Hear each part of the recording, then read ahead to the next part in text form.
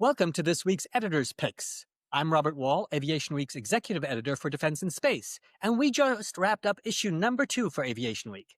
But like many of us, if you asked me a week ago what our lead story would be for this week's issue, what ended up being at the front wasn't on my bingo card, that's for sure. And joining me to discuss just that is one of the journalists we have had covering this story for you, Pentagon Editor Brian Everstine. Brian, Operation Absolute Resolve. Wow. Kind of interesting, kind of impressive. Talk us through the highlights.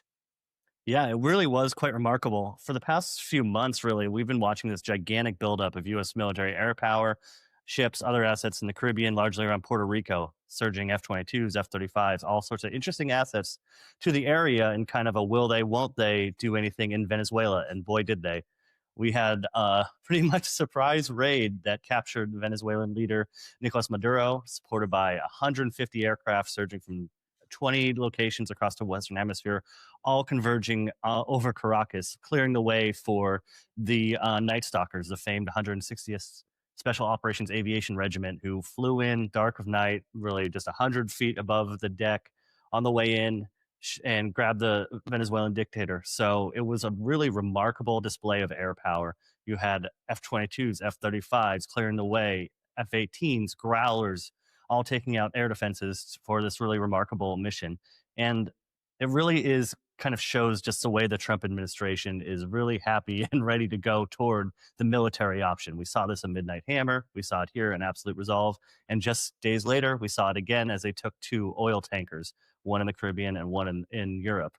And it was a remarkable display of air power. And one of the interesting things for us going ahead is really, what does it say about this role of helicopter-led assault? It's been a question really through all the Ukraine war, going back to the disastrous attempt to seize Hostomel that the Russians did.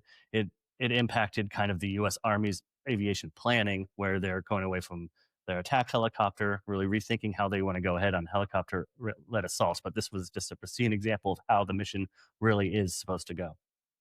Yeah, absolutely. I think that's a great synopsis of what you and your compatriots worked up. So I really recommend the story to our subscribers. If you scroll down, and you can read that story there and all the other of this week's content in Aviation Week and space technology. We hope you enjoy it and look forward also to reading the coming issues of the magazine.